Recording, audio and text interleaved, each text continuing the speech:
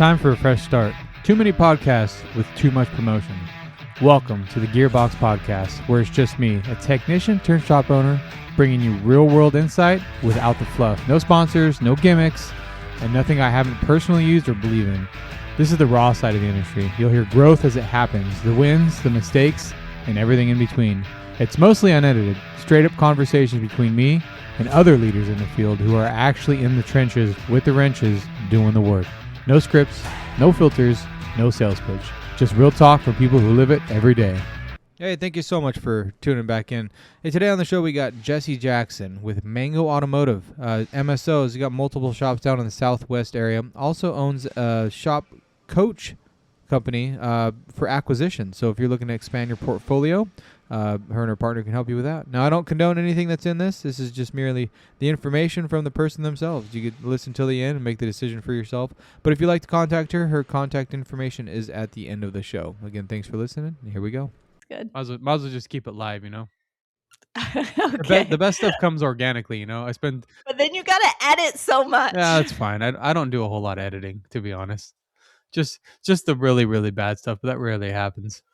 The really, really bad stuff. Okay, I'm glad to know we can have some really, really bad stuff. Yeah, whatever goes. It doesn't bother me. I got no sponsors. I got nobody to look over my shoulder, so it's just whatever goes. All right. What's your motivation to podcast? I really enjoy learning the different, like expanding, because you get so. I got so like trapped in my own little world, my own little bubble, my own little town of like what was possible in automotive repair. And the more you talk to, you realize it's like traveling. Like the more you travel, like you don't realize how important it is until you do it, and you're like, wow, like there's so much more to the world. And like you knew that, like world out yeah, there. like you know that, right? But it's like you don't like I don't know. Like the thought of opening another shop in a different city, it seems like huge, right? Then you're like opening a shop in another state. You're like, there's just how are you even going to do that, right? And until you start traveling around, you're like, it's not that big of a deal. You jump on a plane, you're there in 2 or 3 hours. It's like not that. Like it's all the same, right?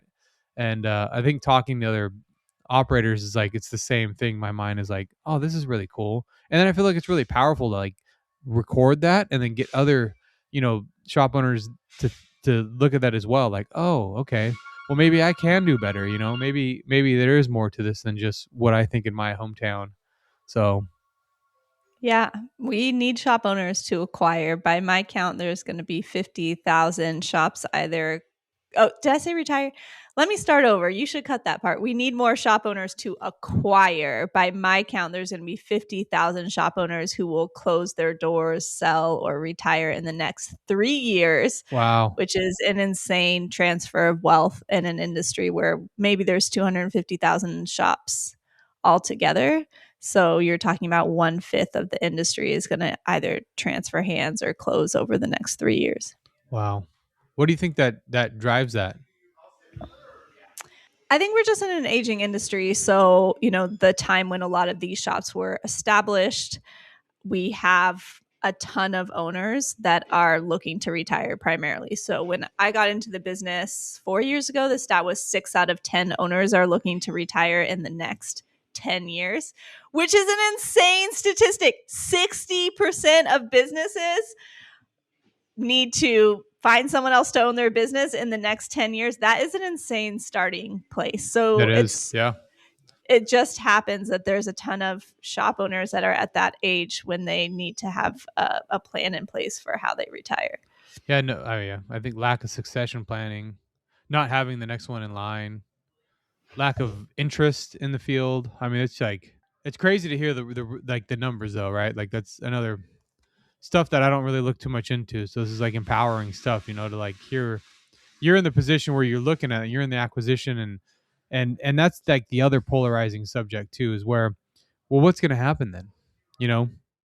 Are we going to lose the mom and pop shops and we're just going to have big, conglomerates come in and monopolize the auto industry? I mean, that's the fear for everyone, right? And I see that a lot in like the Facebook groups and like just throughout like the whole industry is, what do you call it? The consolidation? not the consult, but like the firm. What do you call the firms? Private equity. Private equity. Yeah, private equity. See that mind blank? It happens. Yeah, so private equity is like the big thing everyone's always afraid of.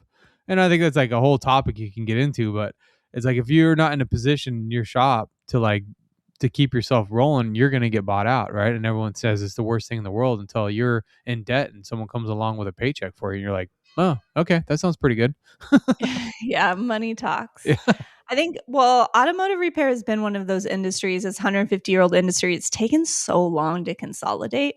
I really don't understand why that's happened. Like, the biggest player in the market owns 2%, which is insane. But we did just see auto body undergo the consolidation, right? Yeah, that's true. And so they're 30 to 50% consolidated now, and they're probably topped out. But now, are you much in the auto body world? Not too much. I actually was just on with guy that owns High Lift podcast, and that's what he does, business consulting for auto body shops. So that was pretty eye opening conversation I had with him.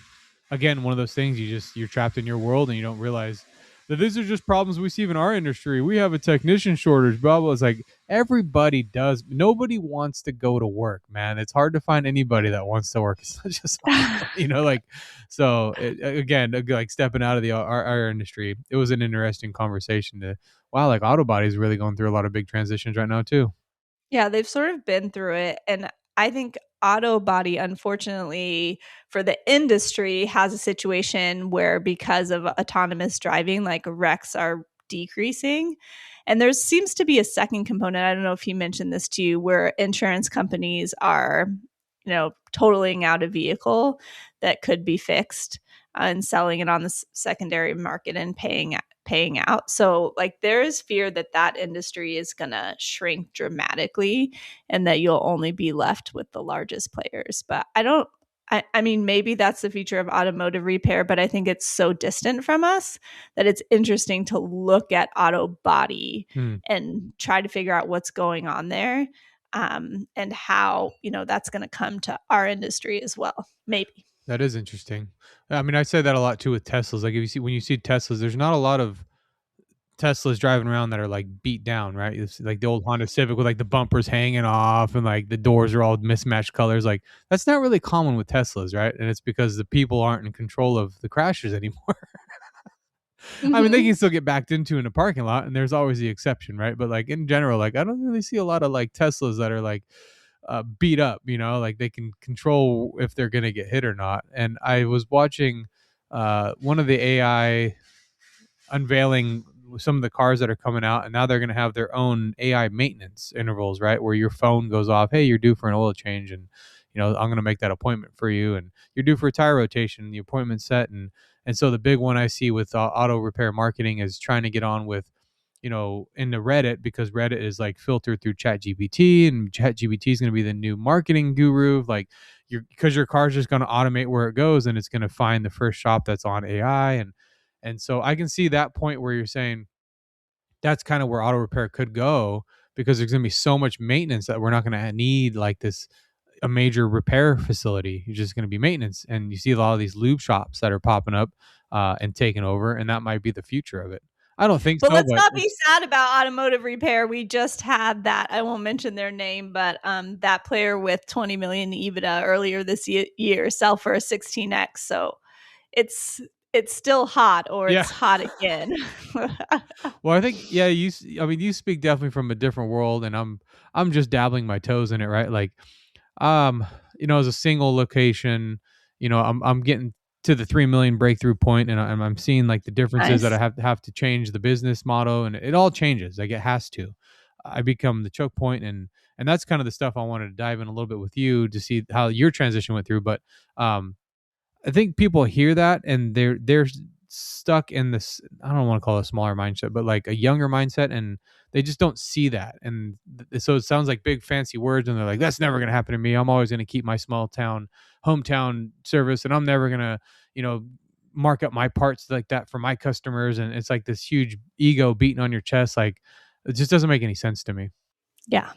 It's so speaking from like a different world, it's like man, with private equity and all that coming in, it's like, well, that's just what the future is going to be. And it's like, you're seeing it right now with the auto body. So it's a great point to bring up. Like, you're not going to get away from it. So you're a business owner, run your business, I guess.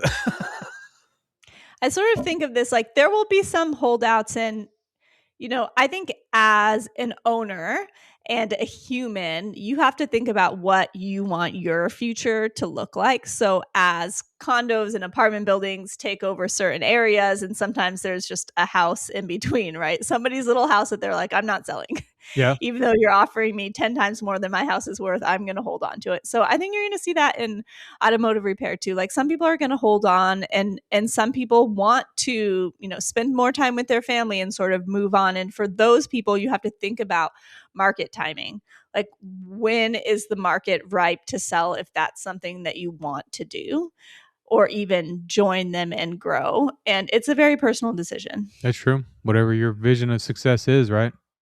Close the doors and go fishing at 3 o'clock. That's being a business owner, like whatever it is. That's right. Well, speaking of businesses, so Mango Automotive, I guess we could talk about your success and where you're at. Mango Automotive, you have a few shops around the country. Yeah, we have 8 shops in the Southwest. Nice. Now, the Southwest, was that something you targeted? Like, how was your background? Did you start in a shop? Was it more acquisition, or how'd that kind of unfold? Oh, good question. I won't take it back too far, but I was in software and I happened to be in automotive software, more on the PDR side, not mechanical repair. We sold to the evil private equity. Honestly, they didn't do well by us, but and I think I needed a break from software, but I knew a ton about the automotive industry, and I saw a huge opportunity in the space, especially with those statistics we talked about earlier, right? The number of owners retiring and what was happening in the market. So I decided to enter the brick and mortar automotive repair space.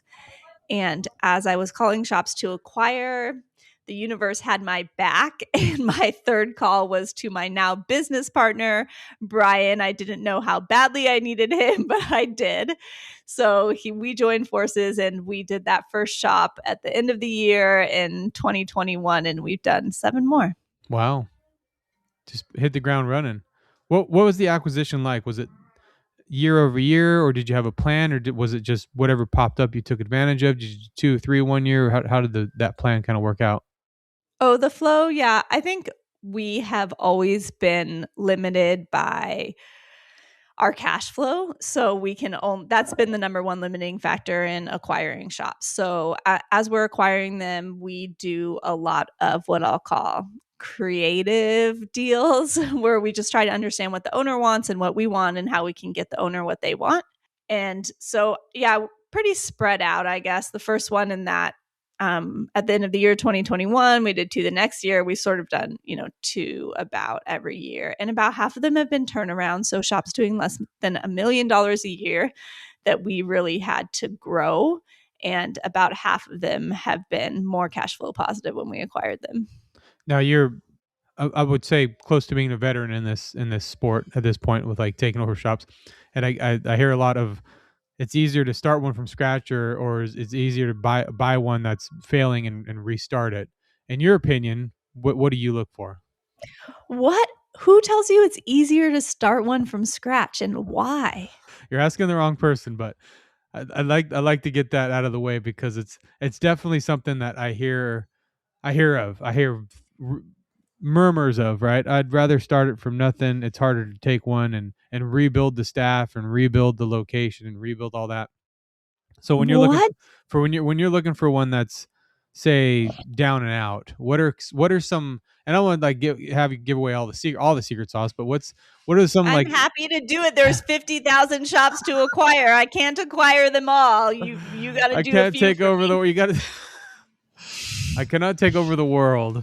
What are some red flags you look for, and then some green flags where you're like, oh, this is definitely worth the extra investment because of A, B, and C, or whatever it is? Okay, first of all, if you have only done greenfield, so open new shops, please write me an email and explain to me why, because I don't understand. I There's don't a either. few locations that don't have existing automotive repair shops, and I really want one in these key locations. But when I, project out the financials of that location, it's going to take us so much to get off the ground that it never feels worth it when I can acquire something that already has customers, already has employees. And I know that location is going to work because they have been it has been working there, right? So acquiring cash flow positive business always makes more sense to me. The ones that we've done that have, been turnarounds have been happenstance, or, we just couldn't turn them away because they looked good. But when we look at an acquisition, we look at a few things. So of course, we look at what revenue they're doing now. We also look at the profit they're doing now, and that's largely how we value the business. Although when we take it over, it's going to be a completely different business, so the profit numbers will look different because we run our business differently. But some other things we consider are what location is it in? So we have our marketing team do a deep dive analysis on the customers in that area. And by now we sort of know like who our Mango customer is. So are there Mango customers in that location? And then we like to be in more of a retail front than a commercial front. And a lot of it is like the vibe. Brian and I go see it and we usually agree whether we like it or not. I would say in terms of red flags, it usually is something to do with feeling like we're not being told the honest truth. So one time we looked at a shop and we looked at his tax returns and his financials, and they didn't match, which is common. Like there's a lot of valid reasons they cannot match. But when we got on a call with his accountant refused to explain to us like what the disparity was about, which was a red flag for us, right?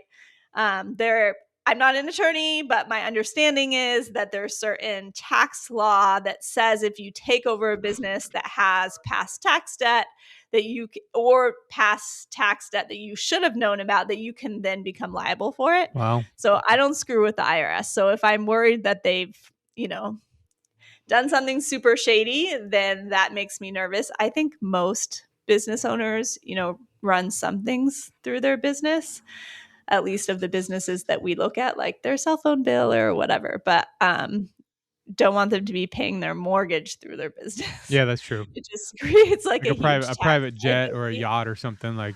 Yeah. And another circumstance, there was an owner that we found out that he had lost his entire front of the house team when we had a signed LOI with him, and he didn't call us and tell us about it. Like we found out about it through the grapevine. So then we wondered, what else are you not telling us about if you're not being open with that one thing? So it can be a lot of red flag zones. Yeah. I feel like it's a pit of the stomach thing, right? And like what you said, like the vibe, like buying culture instead of productivity. You could probably take a shop and you could buy it and say within 2 years you could make it profitable, but is it going to be sustainable? Is everyone, at that 2-3 year mark, is the whole staff burned out, right? Because the culture is not right, but they've been just whipped on for the last 3 years just to make it look good enough to buy. I mean, I guess for me, one of those things I see is like, is it too good to be true? I guess is what I'm getting at. I don't know if that's something you've run across or that you would deem as a red flag or something that you could pull back. Just seems like a lot of leadership and management that goes into it beyond just like looking at the numbers and knowing what EBITDA is and all that other, the fancy jargon that everyone's like, oh man, I could never buy businesses because I'm just not good with numbers. Do you think that's more important than like the culture fit or like buying culture, buying the vibe of the shop? It's hard to say. Culture fit. No one is ever going to run a shop like a Mango shop, and the owner is going to leave when we acquire it. So if there's not a strong culture fit, we can expect a lot of turnover in that shop, but that doesn't mean that we don't want to acquire it. But business owners, if you're a business owner and you're not good with numbers, you better figure that out. That's true. I think like you can't have that being your weakness. And Jimmy, what you were saying earlier about acquiring more shops, I think it is truly like, okay, the Jessie that I was when I started at Mango Automotive is not the Jessie that I am now. And so when I said the words like, I'm going to, acquire 8 figures in automotive repair shops, I didn't have all the skills and tools that I needed at that time to actually do it. But I'm good at putting the wheels on while we're driving down the road. So just sort of figuring it out. So I think in a way, that moment when I said that, people can feel imposter syndrome or like disingenuous. Like, just like if you said, I'm going to climb Mount Everest and you've never climbed a mountain like that before, can feel like, are you really going to climb Mount Everest? Like, are you really going to build this automotive repair empire when you've been in software your whole life? And then you just, you make it happen. But it is true that the tasks that fill your day transform themselves as you grow, and they have to. Like when we had two shops, like my business partner could be in there covering lunches and like training, but now we have 8 shops. So he really can't do that, right? You can't be in 8 shops every day. I mean, we have to have SOPs in place. We have to do group training online. Like there's all these different things we have to do. And his day looks very different. Like he used to be in the shop every day, and that's not his life now. So you do kind of have to want that transition, right? For someone who's still answering phones and knowing their customers and turning a wrench, if you choose to grow and acquire those 50,000 shops out there that need to be acquired, that can't be your life anymore. So I have full respect for people who want to be in their shop every day and like that's their shtick. But we also need people who want to step up and own more shops and create generational wealth, because we have to keep serving our customers.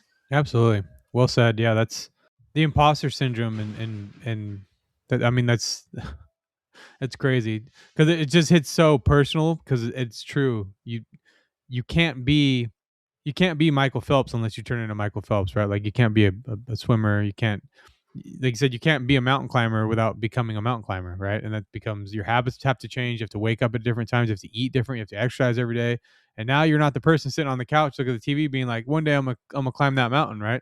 And it's crazy because I see the same change in myself over the years of like how much more you can manage stress wise, but like how your habits have to change, right? You can't go out drinking on the weekends and then showing up hungover to lead a team. It just doesn't. It's not gonna work. It's not gonna work.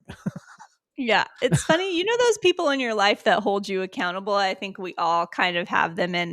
And for me, some people on my team are this. When I tell them, I have a goal or we're doing this thing, they don't let you set it down, right? So there's power in just announcing the thing that you're going to do, which is your goal at this point, announcing your goal to the world, and the right people will hold you accountable. Like I imagine if you told your team that you were going to acquire 2 more shops this year, that they'd be like, Jimmy, where are those other shops? Where are you opening those shops? That's a great, I don't know I don't know. And I think the scary part is doing that and then thinking, oh man, look, he's making all this money. He's just gonna go buy other shops and make a ton of more money, right? Like that's that instant primitive thought that you have. Because I'm open, I show P&Ls, I share all that stuff and information. But unless they understand what GP dollars are and what net profit is, like the numbers don't mean anything, right? And so you almost have to teach them financial literacy to get them to understand it's not really that the big of a pile as you think it is. And so I think there's a little bit of a fear, there's a little bit of a fear aspect of like, oh, I'm thinking about buying another shop. It's like, wow, you're making so much money. You're thinking about it. I'm like, no, like I'm not making a lot here, but if I can replicate what's going on here somewhere else, then I can actually maybe start making some money. Like, yeah, right. Like I think in the beginning it's easy because you're starting this business, and I know for us, like Brian could go to our best A tech and be like, look, you make more money than me. Like, yes, feel absolutely. better in the very beginning, right? But then you reach this point where that's not the case. But I'm not afraid that I have 7 kids and I need to feed them all. I joke, but no, I want to be financially like comfortable, and I want that for all of my team members. And I don't think that there's so much money in the world and it's all flowing. And I don't think that there's this limited amount, but I know that feeling. It's like if you drive a brand new truck up to your shop, like, you might get some words, but you know what I love now? Like, we just got a picture of one of our team members, one of our shop forums, that of him with his new truck, this truck he's wanted for a long time. And he's like, thank you, Mango. Like, you helped me. Like, I couldn't have done this without you. Wow. Like, you gave me this position as foreman. And I love those stories. Like, I love to hear our team members, buying new cars, buying houses, like living their best lives. And in some ways, like you no, in every way, right? Like you run that payroll, like you make that happen for them. And it's your credit cards that you're buying parts on. And I think it's easy to underestimate what you risk as a business owner. The whole thing could fall apart on you and they would probably go get another job. For you, you'd be sort of starting from scratch. And there's so much wealth to go around. Starting from scratch with debt too, right? Yeah, That's the part exactly. they don't. Yeah, that's the Or you part. file for bankruptcy. Yeah, like right? I can go You'd get be another job underwater. pretty easy, but also that debt stays with me. Yeah, exactly. So Yeah. business owners were a crazy bunch, and we earn the financial rewards or punishments that we earn, and potentially we deserve them all. But I think for business owners like you, Jimmy, must know you can remake yourself. If something happened and they built a subway in your tunnel and no one was, or a subway in your city and no one was driving cars, like you can remake yourself in another industry. Yeah. Yeah, that's a powerful point. I mean, and back to like feeling guilty. Like I'd for a long time I'd feel guilty just eating lunch, right? Like if the guys see me eating, it's like a sign of weakness, right? And so I'd go sit in my car and eat my lunch as fast as I can, and then come back so it didn't look like I was taking. I mean, it's and the evolution changes over time, right? And you slowly start feeling okay. And I think it's people, right? Like you start getting the right people, and then they kind of want you. Hey, why don't you go take a break, man? You should go on vacation, and then the old adage of like, hey boss, when are you just going to get out of our way so we can just do our job, right? I hear that a lot. It's not somewhere I've been yet, but on the subject of people, that's something I wanted to ask you too, is the ego of having a big staff, right? And if you've never hired the right people, I haven't understood that the right people can take the position of like three people.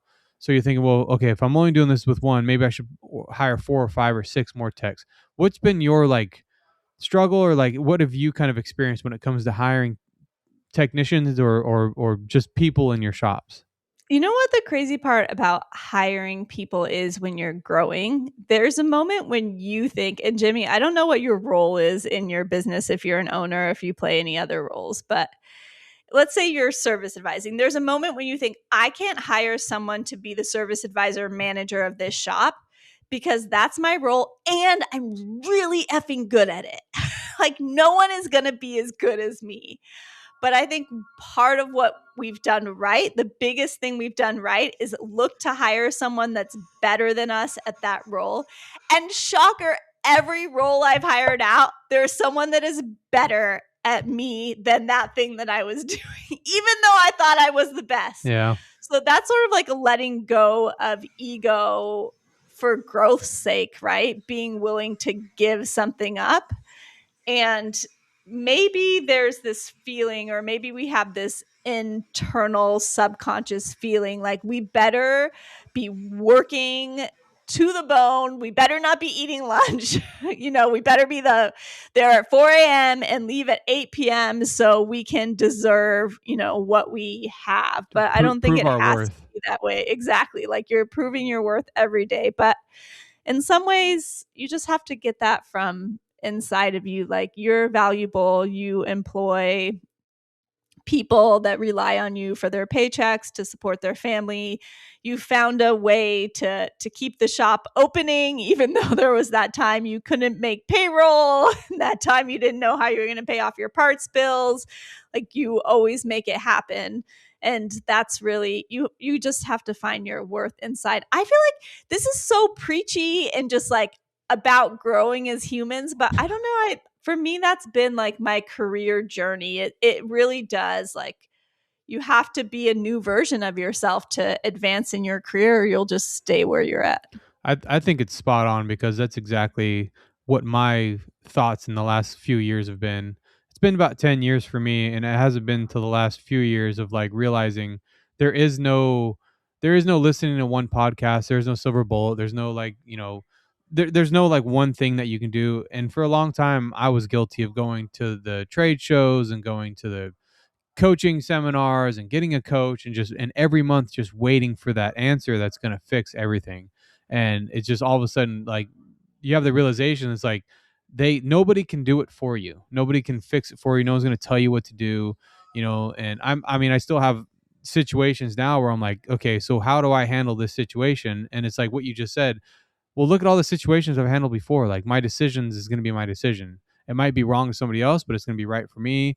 And I just have to figure it out and keep moving forward. And if I keep listening to somebody else's answer, then eventually I'm always going to be having to listen to that answer, right? And it's like, and so with like auto shop coach, I think coaching is important, but I think two people take it too literal, right? And it's like, so without the coach, what are you going to do? You have to eventually change who you are to be able to make that decision on your own. And I mean, that's like the hardest thing in the world. And it's like, I think that's why we all ignore it, or I ignore it. Like, no, it's just business. It has nothing to do with me. Like, I'm doing the same thing everybody else is doing. I listen to these things and I do what they tell me to do. How come I'm not getting the same results? Right? It's because I just haven't changed. And so it's Yeah. huge. I think to add to that, one thing that is super important as you're growing is I have no idea what I was going to say, but there we go. Just lost it. It'll come back. It always comes back. Yeah, I mean, so going back to like the people, I guess the people in the process. So talking about more of like the shop growth with people. Do you find it? Um, did you find yourself trying to hire more people or more bodies to make up the growth, or did you quickly realize I don't need that many people? I just need the right people. Yeah, I think for me, that adage of hiring someone that's better than me has really, in this business, something that I've done right. So I have very much been I say lucky. It's like luck is fortune and you make it, but also you're lucky that you found that person that's Yeah. amazing at their job. So that's been Well, it's got to be a good. good intuition too, right? Realizing Yeah. who you're looking for instead of just taking a breath and not Yeah. just taking on a warm body. And I think that's I the think I'm pretty good at running the numbers too. I remember the first time I ran the numbers and said, okay, this is what each technician costs per hour that they produce, right? And I remember Brian just being floored. Like he could not believe how much our, sort of like a C tech costs per hour produced compared to an A tech. So those conversations, like just always coming back to the numbers. I used to be an engineer back in the day, so it comes naturally to me to be like, okay, let's formula this out. Like whatever we believe, is this person cheaper than hiring or more expensive than hiring two people to do the same job? Great, let's calculate it and let's prove we're right. yeah. I guess if you're not good with numbers, then that'll never be. Okay, Just use if you're that. not, Just use that as a crutch for your whole life. If that's how Jimmy, you think. are you good with numbers? I am. I feel like I am good with numbers. I'm probably Okay, lying to myself a little bit, but I have an overinflated ego and I have a little more confidence than I probably deserve. great. So Who I think thinks I'm good they're at not everything. good at numbers?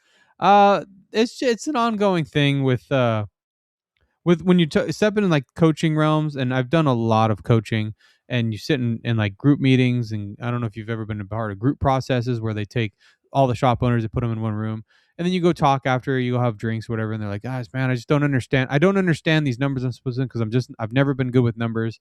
It's always like that pattern of like, I can't get my composite numbers together. I can't get my, because we all share together, right? And just to see how we're all growing. And it's like, I'm just not good with numbers. And it's like, you should probably like figure that out, because you're spending a Yeah, lot of money in this coaching group to not be good with being able to put these it's an numbers important together. part of business ownership, but at the end of the day, I mean, we all have a bookkeeper, an accountant. Like that part has to happen. So you can always take your weakness and find someone who that's their strength. Well, with chat GBT, there's no freaking excuse. So Except, can you trust it? I think with numbers you can. I mean, it's good with adding and subtracting numbers. You put all your numbers in and it says, just give me the, the rundown here. And it makes it a really quick what do you Just call it? double check. Sometimes it's frightfully wrong. I don't think ChatGPT is particularly good with numbers, but it's Interesting. okay. That's interesting, because I do use it as a checks and balances, and just to speed up the process. So weekly, I'll add in all my parts and labor, and make sure because Shopware, I use Shopware for a management program, and so I want to make sure what we're putting there is the same. So I kind of use it as checks and balances there, and it beats having to go through like the whole bank statement and like look at each one. So I just copy, cut, paste, put it in there and let it do its thing. And this is okay. Now sub out all my different categories here, and I've built a little program. So the not a program, but a project. So like every week I can use it. But it's interesting you say that because I haven't had an anomaly yet. Maybe I yelled too much at mine. I was like, "That's wrong." My husband's like, "Don't talk to my chat GPT how you talk to yours. She's gonna hate me." Yeah, she knows all my personal information. Don't make her mad. My favorite trick now with ChatGPT is to create a protocol. So I found myself typing the same thing over and over. Like, I want you to do this exact thing. And it would sometimes forget or miss something. And especially if it was, kind of there were 4 or 5 steps, it would do 1 and 2, we'd have to go back. So now I'll put all the steps in. It sounds like that you're doing this weekly. You put all the steps in and you say, okay, this is the Jimmy protocol. And then next time you want to do it, instead of typing all those steps out again, you can just be like, refer to the Jimmy protocol. And here are the numbers that you need. Do the Jimmy protocol, please. And it's a little more consistent that way. Oh, that makes sense. Yeah, I guess the prompts are the most important part of it. Yeah, although they're fading a little bit. Well, it sounds like it's something you use a lot as well. So, I mean, if you're not using chat, you should at least be playing with it, right? You use it a little bit. Yeah, even our advisors, like we have them use ChatGPT. So I think it's a tool that a lot of people are getting used to using these days. Yeah. When talking about like moving into, we talk about like the different shops and not being able to get to each location. I think accountability is like the biggest thing that pops up in my head. And maybe those listening is the same thing. Like, how do you like, if you can't be at every location every day, how do you keep people on track or like keep them accountable? And I'm familiar with SOPs. I think most at this point in time with ChatGPT, it's very easy to write one up, right? Standard operating procedure. You write it down. This is how you do it every time. And they do it the one time, and then they do it the second time, and then like the third time, they throw the piece of paper in the garbage and they go back to what they were doing, right? Especially when the boss leaves the building. How's that something Yeah. you've been able to assess or keep control of? Well, we have 6 standard operating procedures that cover the basics. And what we found is that anytime a shop is struggling, one of those things is usually out of alignment. It's not that many things. And I think the tendency of a shop owner is to be exactly what you said. Like, I taught you that 3 days ago. Like, why are we not doing it? Well, we're all busy. We're all human. We forget things. We go back to our defaults so easily. So having 7 children, I think my policy is just children are humans, my employees are humans, we're all kind of the same. So we're just going to talk about these 6 things over and over and over and over again and never figure that they've been learned. So, and we have, now I have my business partner who's COO, and we have a district manager who's really going around training. So they are being trained in person. And we have our bi-weekly check-ins with the team where we're talking about, one of these 6 daily core processes, and they're accountable to it's a piece of paper, it's a form they fill out every week, but we want to make sure that the managers are staying on top of the numbers that are happening inside of their shop. So they fill it out mostly for their own sake, but that's something we share and discuss with them as well. Okay. So you've kind of kept it more simple than over complex. I feel like with SOPs, it becomes very you come to a point where you're starting to write SOPs for common sense, right? When you walk out of the door, make sure the door is shut behind you and check it to make like, and you're like writing this down, like, am I really printing this out right now? To just and it's at that point in time you realize like, well, maybe these aren't working. Maybe I've overcomplicated it, right? And so it sounds like you've kind of simplified that process to just reflect on just what's really important. How did you come to that conclusion of like knowing what's important and not overcomplicating it?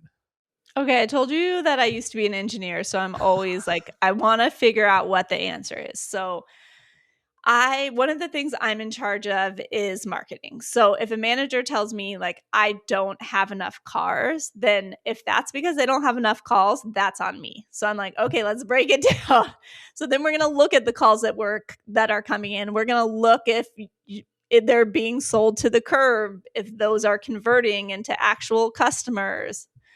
That is a problem a lot of times. We're going to look at when they're converting to actual customers. Are we doing the triage process? Are we inspecting those vehicles properly? Are we getting them in and out? When are we doing the sales process? Are we selling? So it's just, it is not a complicated process. Like owning a business it's a lot and there's a lot of moving pieces. But in terms of, getting the work in and out, it is fairly straightforward, is it not? It's a fair way to bring it up. I mean, there's like two different ways you could look at it: the 30,000 foot view, and then the day to day sitting at the office desk, looking out of the door on into the shop floor.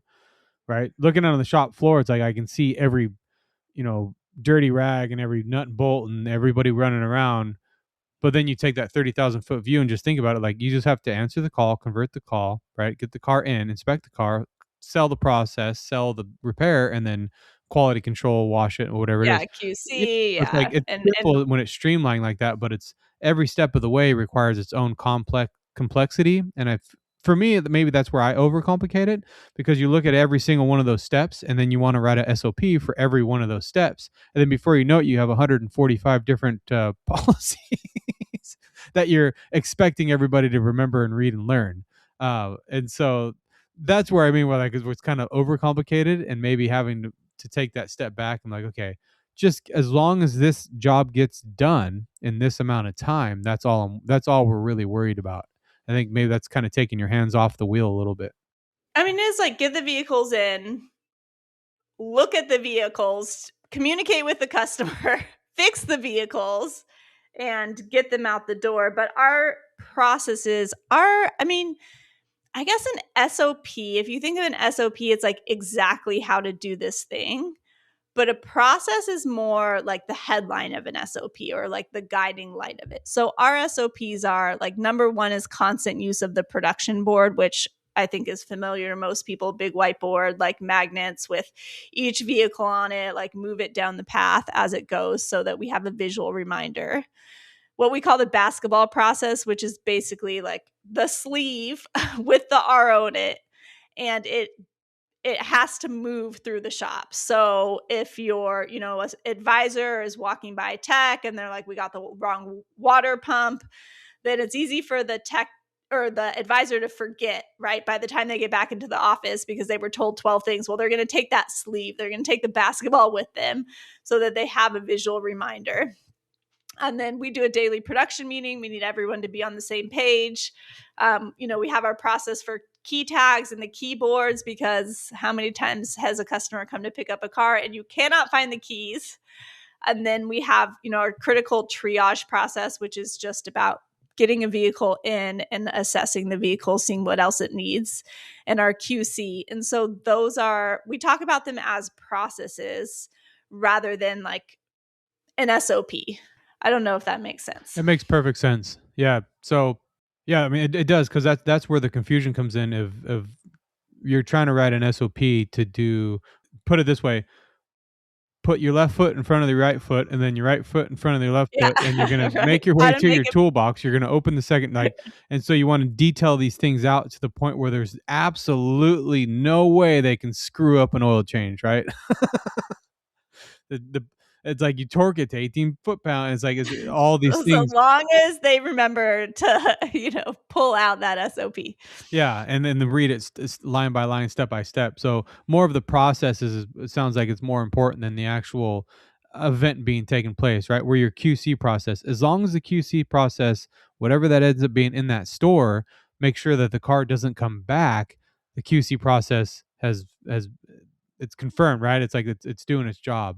But if that process fails, do you step in to rewrite the procedures in that process, or is that more of the management side, or how does that look like once that process fails? Yeah, if one of the processes fails, like let's say, okay, there's the QC check. So every vehicle has to be QC'd by the technician who performed the work and a secondary person, which could be the foreman, the manager, the advisor. So let's say that doesn't happen.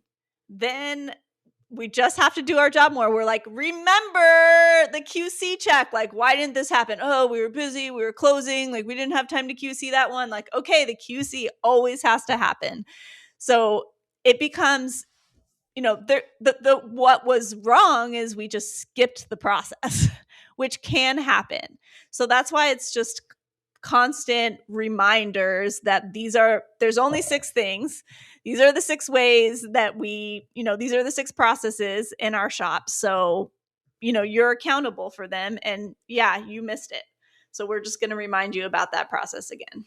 Yeah, it seems like you're fairly easygoing in the process too. I feel like a lot of the time you write this stuff down, you expect it to be done. For me, I expect it to be done, and it's very easy to take it kind of emotional or get emotional about it, right? And you're like, we've gone over this so many times. Like what happened here, right? And leading in an example of taking it, like you said, like they're human. You're gonna make mistakes. You're just gonna go over it. How I don't know the right way to frame this, but how do you go about correcting that behavior without coming across too strong, or what is your strategy for that? To like, is it just a simple reminder? Hey, you guys screwed up. You didn't get the QC process. Remember, we have a quick meeting, or what's the most effective way you found to get them back on track after that? Like, do we pluck their toenails out to punish them? Yes, No. yes. Now we're talking. What do you use? Like, is it like a special set of pliers, or how do? Look, I mean, I think that the important part is who's on your team. And for us, we say you only have to have, one thing to work for Mango, and that's a growth mindset. Hmm. And with being willing to grow and learn comes humility, comes a positive attitude, right? So there is an assumption that our team wanted to do it right, and there was a reason in the moment when they felt like they shouldn't, or they simply forgot. So we're not punishing them for making that error. If someone punished me every time I effed up, like, could you imagine?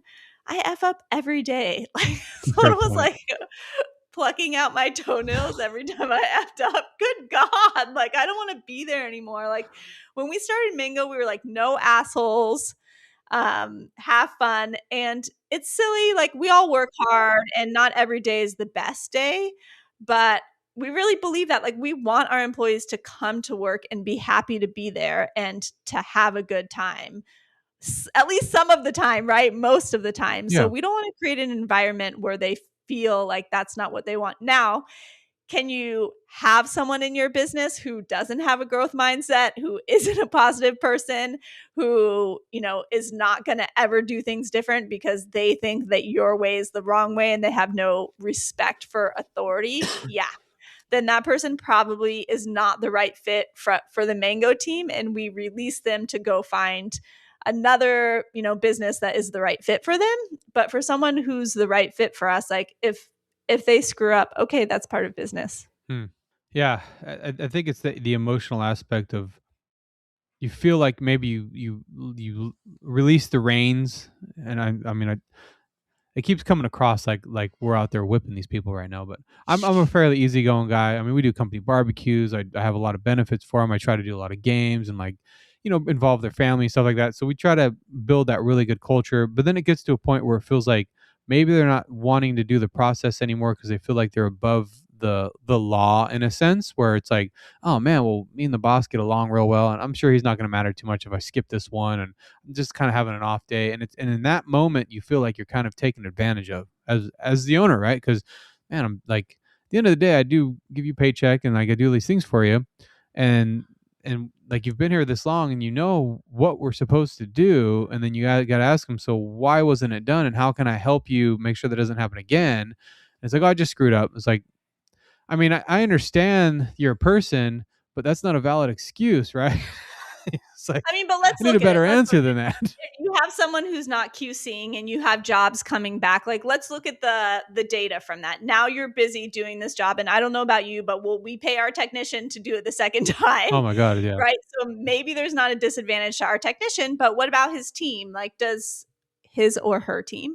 Like, do they care about their team? Because now you have your, advisors who are getting paid on GP, who aren't getting, they're not getting a piece of that, where if it was a fresh job, they would. Or what about this customer? I think at the end of the day, like, your employees do want to serve the customers. Like, they don't want, who wants to screw up and like do a job twice, right? Like, your Yeah. customer had to come back, your customer is unhappy, like, let's look at this review.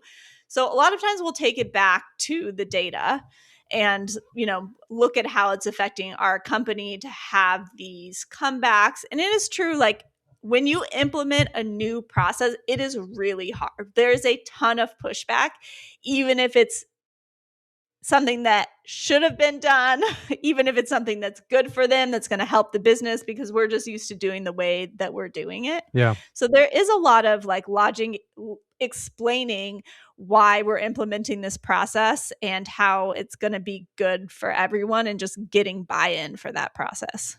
That's gold right there. That's do you think that's like something that's lost in a lot of the shops that never really project like beyond that $1 million threshold of constantly getting like the new shiny objects? Like, well, I put in all these processes, I have all these procedures, I did all the things that everyone's told me to do, but they don't take a step back to like reinforce and make everyone buy in on it. I mean, I guess for example, I've just recently put in a 10-hour a month training incentive, where on your own time, I need you to do 10 hours of training. Like, this is your career. So go home and spend 10 hours this month on your own time. I don't care if it's a YouTube video, a TikTok, like a Facebook reel, like just spend some time learning, like seeing what these other techs in the fields are doing. And I've gotten a lot of pushback from it. And it's like, it just blows my mind, right? Like every experiment I have in my life, I'm learning how to be a better business owner, better leader, right? And I'm still trying to make sure I'm staying relevant in the technician auto field. So it's one of those things where I guess I haven't really spent the time to make them understand why it's important. Um, but it is also, But if also remember, Jimmy, like, if they were you, they would be doing your job. Like, if their brain worked how your brain worked, mm, they would be a business owner. there it is. Just right to the heart of it. I mean, that's very true. I mean, that's what it is. If you don't have the buy-in to want to succeed in it, um, yeah, I mean, but they want it's a to. complicated thing to try to wrap your mind, because you try to take yourself out of your own head, and that's a hard thing to do. Well, yeah, just you got to ask a lot of questions. A lot of questions. Yeah, redirecting questions is a big one. You ever read the book, The 1 Minute Manager? Oh yeah, I think I have. It's been a minute. Constantly, when someone comes in and they want you to be like, if the boss is in the room and they say, "Hey, how do I do this? What am I supposed to do now? Hey, so this didn't work." And it's like those every single hour on the hour. As long if you're out on the floor, someone's going to come ask you a question about Yeah, how to but do if the you weren't repair. there, they would have figured it out, right? Or they That would have done that's the something. scary part, right? It's like, what happens when I'm not here? That's the scary part, right? Like, what do you guys do when I'm not here to correct this? Do you just walk around and wait, not get the job done? So, and then I feel guilty not giving them the answer, right? Of like, well, you got to figure it out on your own. And that's another thing where like you get that emotional response of, But you could go a little farther. You could say, what are 3 things that you could do? yeah, I like that a lot. And then which one of those 3 do you think is the best thing? Yeah. What's your way of staying calm in those early situations of being the boss and having to take a step back, downshifting as they say, and being like, okay, I gotta, for them to grow, I have to not give the answer, or like get them to find the answer on their own. How do you like mentally prepare yourself for that? I think that because I didn't come from automotive, I have a stark advantage. There's a lot of times I actually just don't know the answer. And I'll say something like, what if we approached it that way? I don't know, maybe that's a dumb idea. And I'll end with something like that, because that's, as the boss, you carry authority, right? And but there are people in your business that do the thing every day. So you have to accept that maybe they, have a different perspective or a different take on it. So sort of stepping yourself down, like approaching it with your perspective and then stepping back by being like, I don't know, what do you think? You probably have a better idea. Gives them an opening. to have an answer there. But for me, a lot of times, my business partner and I have an interesting relationship because I'll say, Brian, why do we do that thing? Or what if we did it this way? And especially in the beginning, he would say, I don't know. You just do it that way in automotive, Jesse. And I'll say, well, what if we did it this other way? And sometimes it works and sometimes it doesn't, right? So that's my sort of advantage is I have no presumption that I actually do know the right answer because most of the time I don't. And I'm just trying to learn, but I can logic through the discussion, right? I think I've been, integral in creating a lot of our processes, how we do things, how we think about things, because I'm willing to not have the answer and I don't have the answer, but I'm willing to hear what they think and then sort of bring it to its logical conclusion, right? Like tweak it and play with the idea back and forth. I am never attached to my idea. I'm just attached to the outcome. So me and, my manager all want his commission to be the highest. So we all want to see him do, 3 million this year, not 2.5 again. So from that standpoint, can we find common ground? Can we find a solution that gets us both where we want to be? And it doesn't have to be my way, except now that we have a lot of shops, we do have to say, like, these are our core processes. We do them across all the stores. Like, there are things you can tweak, but it's not these core processes. Like, we have experience, like, we know this thing works. So this is what we're doing here. The non-negotiables, I guess they call it.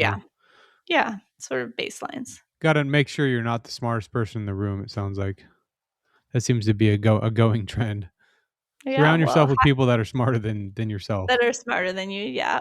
But a lot of times that's just a presumption that other people are smart and have ideas and creating a culture where they're open to sharing those and they're not afraid to just, have a misstep where they're open to saying like, oh, why do we do it this way? Or what if we did it this way instead? Do you think there's just like a bigger, like a fear of just being wrong? And because there's the title of being the owner or the boss, like, well, they have the answer. So whatever they end up doing is what we're going to do anyway. So why even attempt my idea? Well, if I work for you and I ask you what you want and you tell me and I do that exact thing, I'm not going to get in trouble, right? That's true. And what's the expectation? Because it's like you said, they're either going to get their nails pulled out, or they can just listen to you. Or maybe there's a rare exception that they do something different that works. But it's like, what's the odds of them actually coming up with an idea that is valuable, that's going to work, that goes against what the boss says, but actually ends up being better? I think giving them the opportunity to do that, the opportunity to fail, right? And I think that's what I have as the owner. You can logic it out. It's not all or nothing, Jimmy. You can be like, okay, like this is how I have approached it when I've been in that situation, but maybe that's not a great idea for you here. And they can say like, oh no, actually I think that is a great idea. Or they could say, ooh, that might not work because of XYZ. And then we can get to the answer, right? But getting to the answer together, now you have buy-in. I love that. That's there's so many things that we go through, right, every day, and like these different decisions, and you get decision fatigue at the end of the day, right? So we do it this way, and that way I can move on to the next decision, move on to the next decision, move on to the next decision. Well, that very first one, someone challenges you on it, and you're like, I don't have time for something to not work in that one because I have these other 30 decisions that I have to make. So we lose the time to like stay malleable like that. That's a big golden nugget. Yeah. Being a business owner is like eating glass. This is a quote from Elon Musk, but I love it so much. Like all the hardest decisions come to you, everything that no one else can solve. And the bigger your business gets, the harder those decisions get. That's like becoming a really good technician. It's like your problems, you always be able to go to the senior tech and he'd always be able to bail you out. And then eventually you become the master tech, and then the junior tech's coming to you and you're like, what? I don't have. And then it's like, then who helps me? I have this problem. And you're looking around, you're like, where'd the old guy go I used to go to? That's something that's cool about having multiple shops is our shops talk to each other. if they can't figure something out, like they can call over to the other shop, or we, communicate via Slack. They can ask somebody else. So there, even if there's not someone above you in Mango, there's always someone else you can connect to with different experience that might be able to share their perspective. That's so cool. That is cool. Well, last question I wanted to ask you was, how'd you come up with the name? Mango Automotive. It was the name everyone disliked the most. But you won't forget us. You won't confuse us with J&J Automotive and Pete's Automotive and Pinnacle Automotive and Wrenchworks, right? Yeah. Because you have a visual of a mango. I like it. I think I just started doing a rewards program and I called it the Key Lime Rewards. And it's like, it's just such a visceral image you get in your brain of like, oh, I remember that. Cause it's like the citrus and yeah, I thought it was a really clever name. I was just curious if there was like a story behind it or just, it was just picked out of a hat and everyone hated it, huh? For even my business partner hated it, my mother-in-law hated it. Everyone was like, no, not that. When we named it, the shops in our city were all like, that's an awful name. And I was like, okay, but you'll never forget it. What's the color scheme? It's orange and green. That's awesome. Yeah, I mean, you can't. That's a very visceral image that you're not going to forget. Well, if you or any of your listeners want to talk more about acquisitions in the automotive space, that's kind of my thing. Can I give a number to text? Absolutely. Yeah. You can text 505-441-4779. That's Kevin, but he puts everything on my calendar. So that's awesome. And then just to set some expectations, what does that look like if someone were to get a hold of you for that? It's a bunch of things. I mean, we coach people through acquisitions. I'm always happy to make another friend in the space and grab lunch or have a short talk. If you're serious, we'll put you in our coaching program, or if you want to sell your shop to us, I'd love to chat with you too. All the possibilities. I love it. Well, thanks so much. They can text the word Jimmy to Kevin, and then we'll know who was what's listening going on here. Yeah. Fair enough. Well, thanks for taking time away from your 7 kids and also 7 shops, right? 8 shops. I used to have 7 and 7, but it's never catching up again because I'm not having an 8th child. So we're off balance now with 7 kids and 8 shops, and it's always going to be that way. 7 and 7 was a cute moment, though. Your 15 kids, I think you could call it, right? That's right. You just make it all the same. Just like the next one will be 16 kids. Just make it easy. It sure feels the same. Again, thanks for your time.